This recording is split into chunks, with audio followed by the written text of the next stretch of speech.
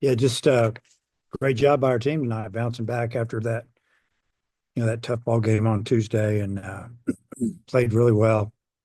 Some big hits, and Zachary pitched extremely well. Just filled up the zone, mixed four pitches, and still throwing the ball in mid 90s in the his last inning in the eighth inning. He was still 94, 95 when he wanted to, and uh, yeah, just a really good win on the road at a tough place.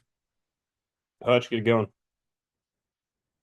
Yeah, Dave. Cam Kozeal had a really big game today, and coming back to his home or his former school. Just kind of, what did you see out of him? Did you get any notice? Like, did you notice any added motivation for him going back? Well, not really. I mean, I'm sure there was, but he didn't show it. Um, I was in with the hitters meeting today, and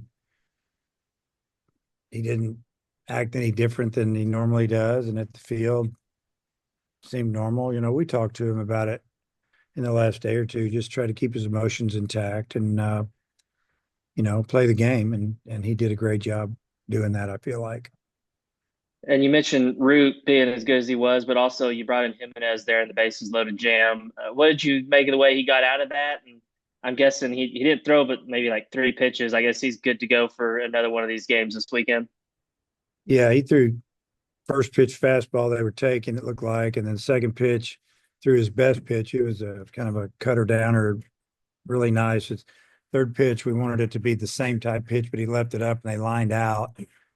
And then we went in and scored, I think, three more runs. So we just thought, hey, we might need him again tomorrow or Sunday. And uh, I brought in Carter, and Carter threw great. I mean, he was throwing 96, 97 miles an hour, dotting it up pretty good through a hard slider. And only threw 13 pitches, I think, so we could bring him back as well.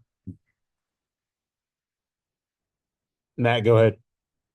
Yeah, hey Dave, on Zach, what's he done well the last 2 weeks? Ole Miss a shorter start. He's given you a lot of length the last 2 weeks. What's been different? Well, he has a breaking ball again. He had all his pitches tonight. Last week he had a breaking ball. Ole Miss didn't have a breaking ball.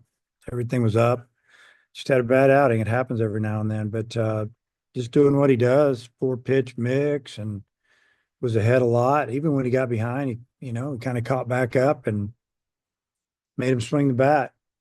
Wasn't trying to just strike everybody out, and just let his defense work, and they did a great job for him. But just doing what he does, he pitches. Thompson was really efficient for Vanderbilt the first couple of innings. I think he got through him in 26 pitches, and then I think his pitch count was like at 72 by the end of the fourth.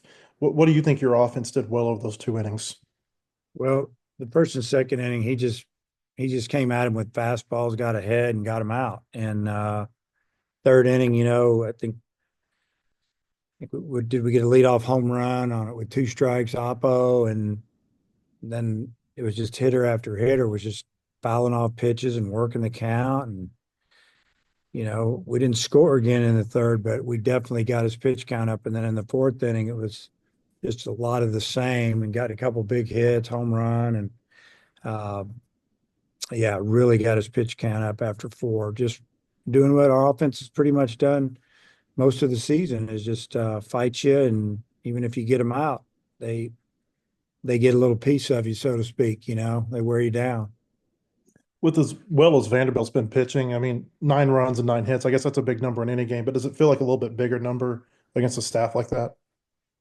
Well, I mean, I don't know. It feels like nine to me, and we got some big hits, and we made some nice plays in the field. I mean, the game might have been a little closer than 9-0 actually. So, nah, I'm not going to make anything out of it. We just did a great job.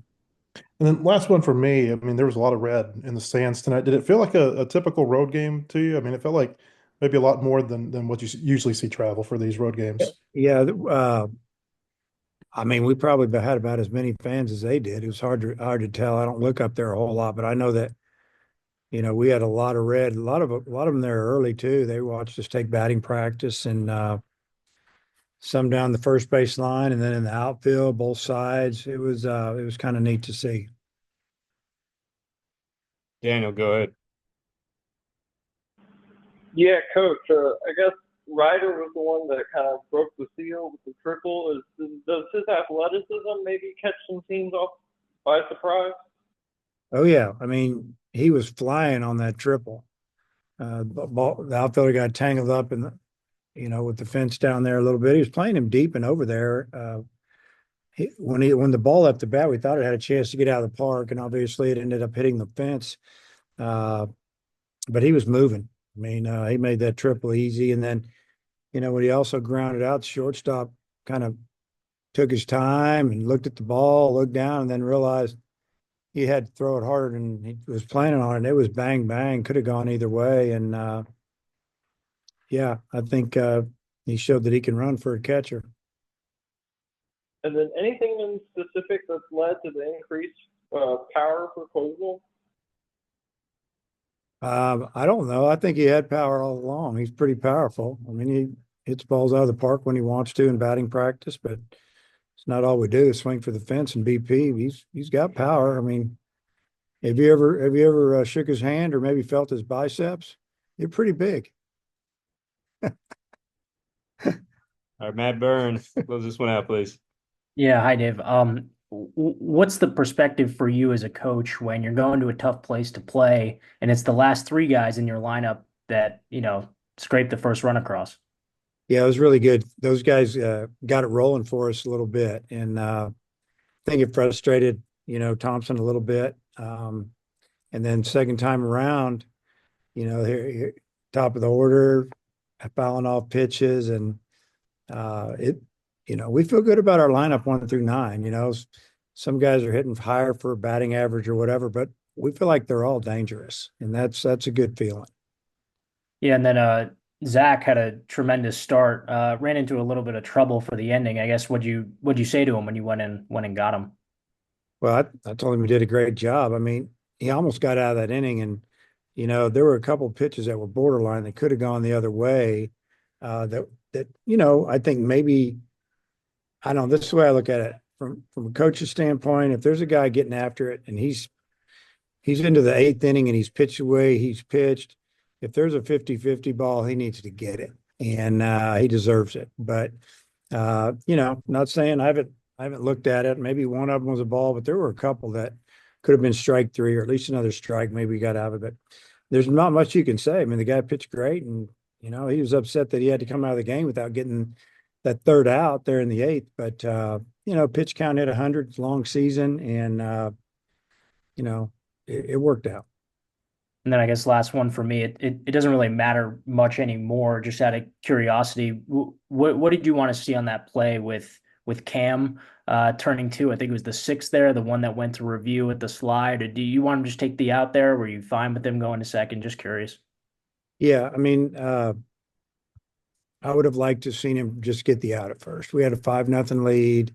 That would have put a runner second with 2 outs. But the first instinct, is to try to get the lead runner. I think it was their third baseman run. He's faster than I thought he was. And we talked to Cam about that, in that situation. Let's just make sure we get an out. Let Zach do his thing. We got confidence he can get that hitter out. And yeah, I'm glad that the call held up. I think the runner slid, might have had his foot in the air a little bit because it was bang bang definitely. BetOnline is the world's most trusted betting platform and your number one source for betting on all the madness. Whether you're a seasoned fan or a first-time bettor, BetOnline is your ultimate game day companion. With the largest selection of odds on everything from college basketball to a $200,000 bracket contest, BetOnline continues to be your number one sports betting source. From every Cinderella story to every hat trick, BetOnline has you covered with odds, stats, and more for every game, every play, and every win. BetOnline, the game starts here.